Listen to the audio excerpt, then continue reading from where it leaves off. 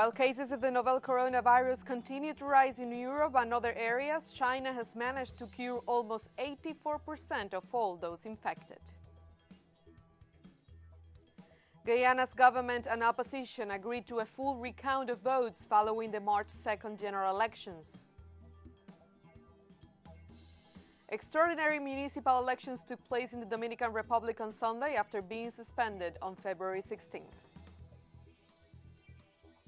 Hi, from the headquarters of Telesur English in Havana, Cuba, this is From the South. I'm Cristina Escobar.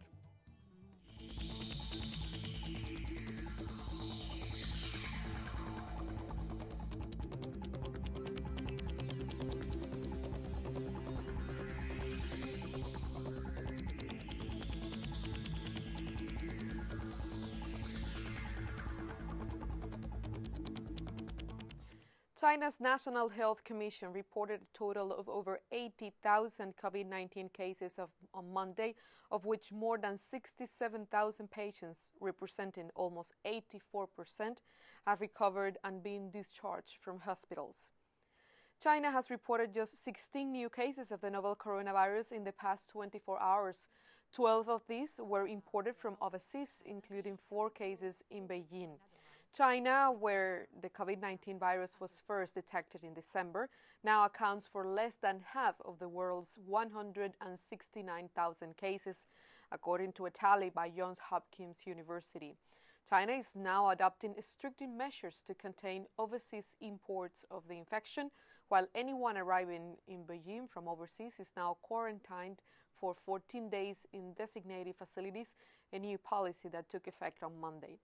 The COVID-19 virus has spread to at least 141 countries and territories, killing more than 5,700 people worldwide. The Cuban Ministry of Foreign Affairs declared that Cuba authorized the cruise ship's MS Braemar to dock in a Cuban port so that its passengers, a small number of which have been infected by the novel coronavirus, be cleared for repatriation by air. This statement claims that in view of the urgency posed by this situation and the risks to the lives of these affected individuals, the Cuban government has decided to allow this vessel to dock. The Cuban government, in coordination with the British authorities, made arrangements to allow the passengers to return to the UK on charter flights, following all the security measures established by the WHO and the Cuban Public Health Ministry. These times call for solidarity and understanding health as a human right, Cuban Foreign Minister Bruno Rodriguez posted on Twitter. The British cruise ship had been seeking to dock in the Caribbean for several days, but several nations refused to host it.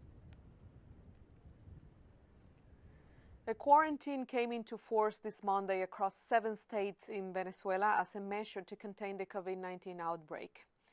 Miranda, La Guaira, Táchira, Zulia, Apure, Cojedes, and Caracas have been placed under quarantine starting at 5 a.m. on Monday. The measure was adopted by President Nicolás Maduro in order to avoid the spread of the coronavirus, as 17 cases have now been confirmed in the country. The Venezuelan president also announced other preventive measures, including the suspension of classes and the restriction of work activities, except for those related to food distribution, health services, the police, and military. Venezuelan Minister of Defense Vladimir Padrino Lopez took part in the launch of the quarantine. Early on Monday, he posted on his Twitter account that the South American nation had initiated actions to mitigate the spread of the COVID-19 virus and to make the epidemiological barrier more effective across the 7 states. Padrino stressed that to contain the novel coronavirus, it is key to stay at home, avoid social contact and unnecessary journeys. The defense minister also recalled the 2020 Bolivarian Shield military exercises, which previously prepared the nation for such a scenario. Meanwhile, the Cuban delegation of specialists led by Director of Defense and Civil Defense of the Ministry of Public Health, José Ernesto Betancourt, has arrived in Venezuela to assist in the fight against the COVID-19 outbreak. We come to evaluate the level of readiness and protection and exchange experience. we also come to work together in order to evaluate how to better protect the people, the preparation of institutions, so we are here ready to do the best we can so we can accomplish our mission with Cuba's special delegation and the government of Nicolás Maduro. Italy reported 368 new coronavirus deaths on Sunday, the largest number of fatalities in a day since the start of the outbreak. Over 1,800 people have now died in the country, which is the hardest hit by the virus in Europe, while the number of cases rose to more than 26,000. Meanwhile, Switzerland is another of the countries most affected by the novel coronavirus, with at least 2,200 people testing positive and 19 deaths. Most victims were elderly people with pre-existing health conditions. Public and private events and gatherings of over 100 people have been banned. Likewise, the president of the EU Commission announced on Monday that the bloc is suspending all non-essential travel for 30 days. Meanwhile, in the United Kingdom, 171 more COVID-19 cases have been detected, taking the total there to over 1,500, according to the Department of Health. Chile has reported the highest number of confirmed cases of the novel coronavirus in Latin America, reaching 155 on Monday. Elsewhere in the region, Argentina has closed the schools for 2 weeks after it reported 56 confirmed cases of the coronavirus. Among the measures adopted by the Argentinian government is a ban on all flights from Europe and the United States from March 17th for at least 30 days. People arriving to Argentina from areas with a significant number of cases, including the United States, Europe, South Korea, Japan, and Iran, will be required to go into quarantine for 14 days. The Alberto Fernández administration has also temporarily closed the country's border to foreign visitors for the next 15 days. Meanwhile, Peru has declared a national emergency due to the novel coronavirus, including the closure of its borders and a lockdown until April. Likewise, the Ecuadorian government has restricted movement, only allowing people to go out to purchase required items or attend to health centers. All public gatherings are also banned. Meanwhile, the Prime Minister of Trinidad and Tobago announced that the country would close its borders to all people except its nationals for the next 14 days. Exceptions will only be made under the authorization of the Ministry of Health and the Ministry of National Security. As part of the proactive approach to protect the population from the threat of COVID-19, the Health Ministry adopted the official decision to institute 2 parallel healthcare systems. One public health system is focused on addressing confirmed cases of the novel coronavirus, while the other will provide standard services via existing health facilities. The Cabinet met this morning. Angela Merkel's government has reacted furiously to reports that U.S. President Donald Trump offered a German medical company large sums of money for exclusive rights to a COVID-19 vaccine. An explosive report published in a German newspaper cited government sources as saying the Trump administration offered $1 billion to secure exclusive rights to a coronavirus vaccine being developed by the firm CuBA, but only for the USA. Following the report, German Foreign Minister Heiko Maas insisted on Sunday that the government would not allow Trump to push ahead with such a plan. Merkel's administration was reportedly offering its own financial incentives for the vaccine to stay in the country. The German Health Minister Jens Spahn said a takeover of CuBA by the Trump administration was off the table, while stressing that the German firm would only develop vaccine for the whole world and not for individual countries. British Prime Minister Boris Johnson gave the first press briefing on how the UK government is planning to tackle the COVID-19 virus this Monday. Johnson's government is facing criticism for its late response. The Conservative leader unveiled a series of restrictions to slow what he said was the now rapid spread of the coronavirus in the UK. Now is the time for everyone to stop non-essential contact with others and to stop all unnecessary travel. We need people to start working from home where they possibly can. And you should avoid pubs, clubs, theatres, and other such social venues. Tanzania became the latest East African country to confirm its first case of the novel coronavirus on Monday, as neighboring countries closed borders and schools. Health Minister Umi Walimu said a 46-year-old Tanzanian woman had tested positive for COVID-19 after returning from Belgium on March 15th and was recovering in a hospital in Arusha. The announcement came as Rwanda confirmed 4 more cases of the virus. Rwanda has shut schools and churches for 2 weeks and banned concerts and large gatherings.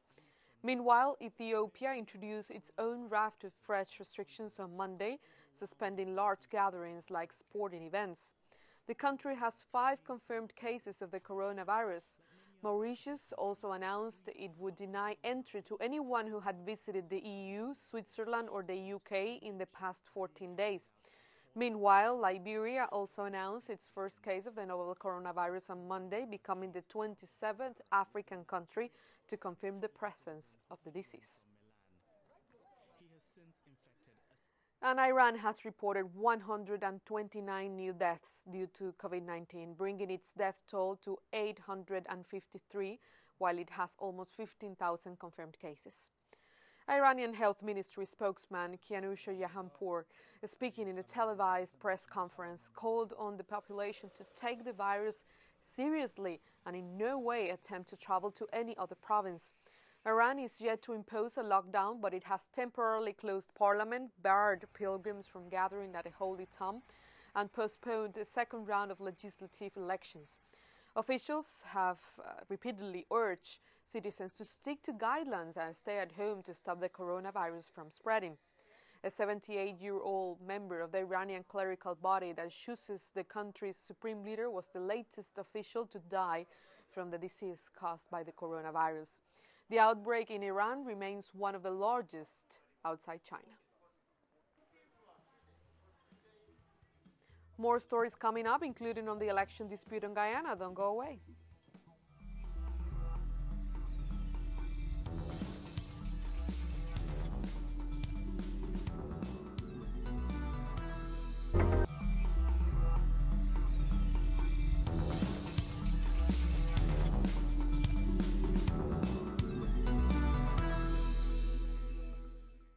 Welcome back. Guyana's government and opposition agreed to a full recount of votes in an attempt to end the crisis that has gripped the nation since the March 2nd general elections.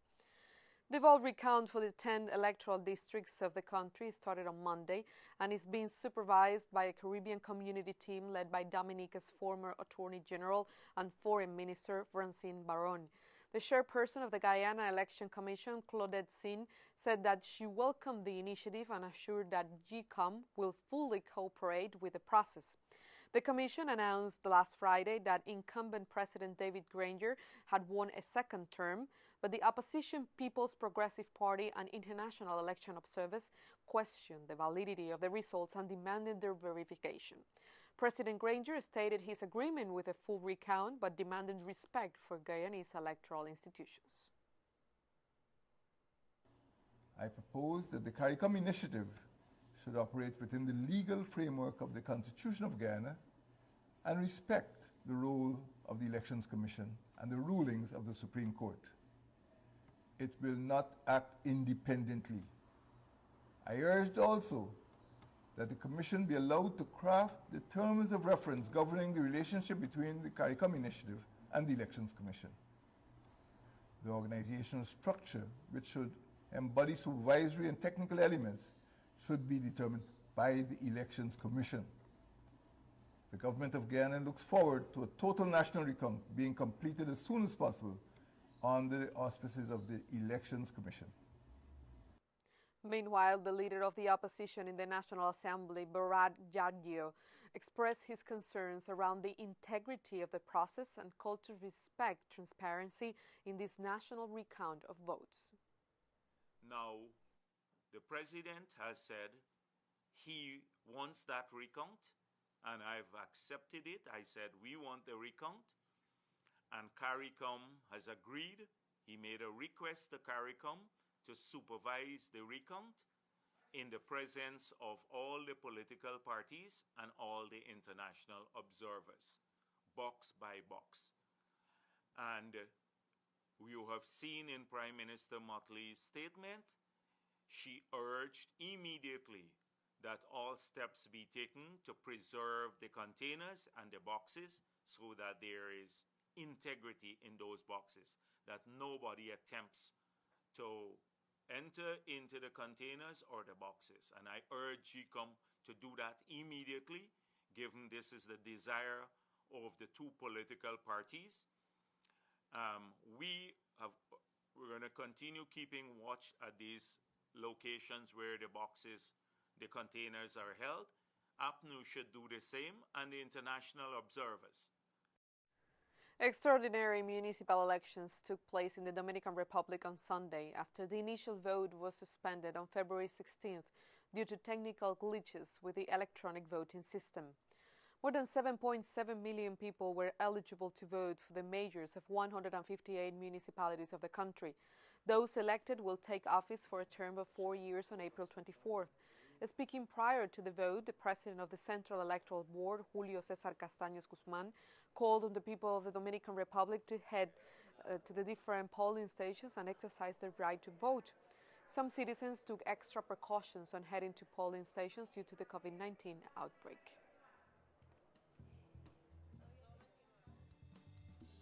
We're taking one last break, but stay with us for more on events in Israel and Palestine. Don't go away.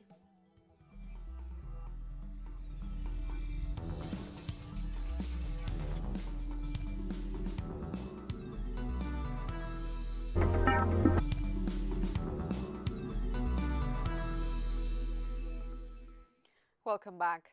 Israel's former military chief Benny Gantz was nominated to form the next Israeli government on Monday, but further talks were expected with his bitter rival, Prime Minister Benjamin Netanyahu, on an emergency alliance to combat the novel coronavirus.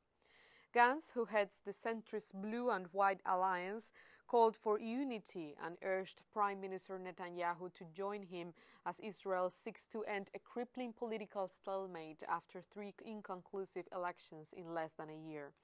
Israeli President Reuven Rivlin officially granted Gantz 28 days to try to form a government, a task which proved impossible for any candidate following the 2 elections last year.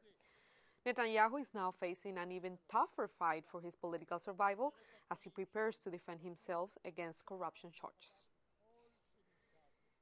Israel is at the beginning of a deep crisis. At this time, thousands of families are sitting at home isolated, worried parents protecting themselves and their children from the intimidating virus.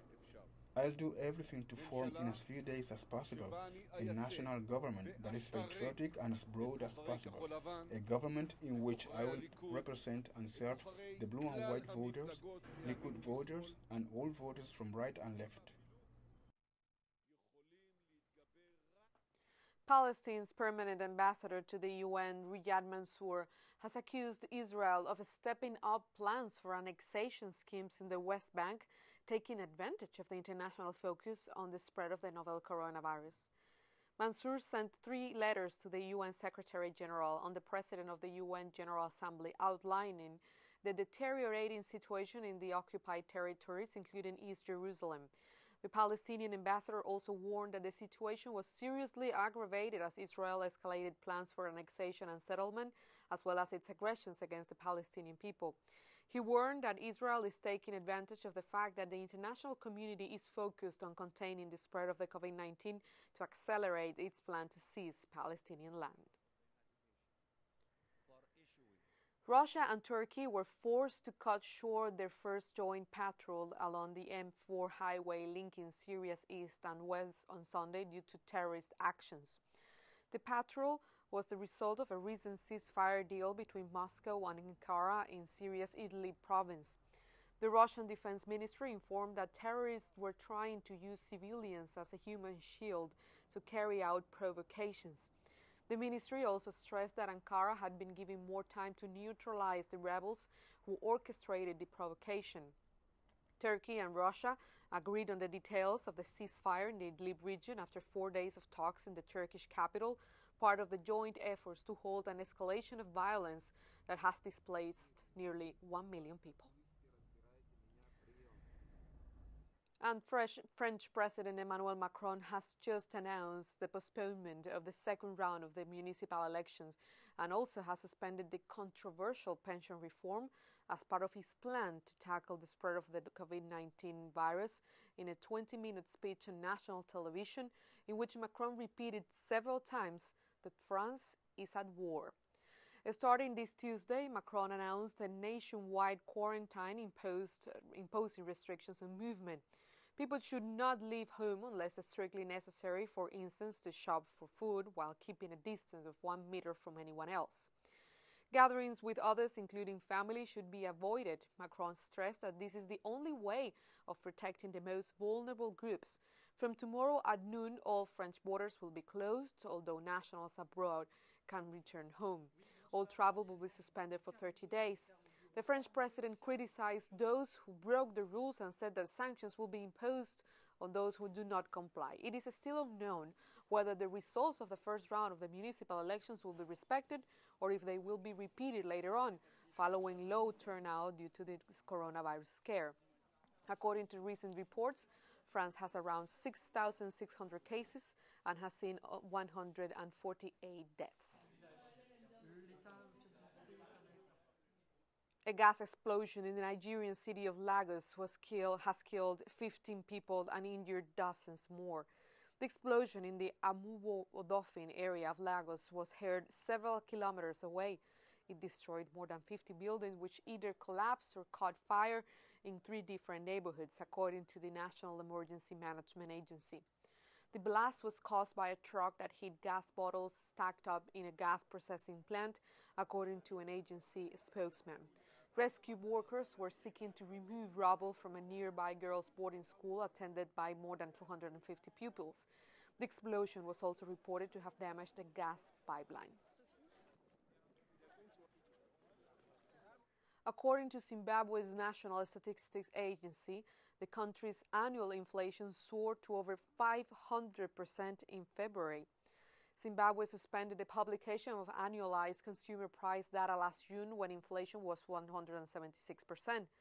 The local currency has fallen from parity against the US dollar a year ago to around 18 Zimbabwean dollars to $1, although on the black market the rate is over 30 Zimbabwean dollars.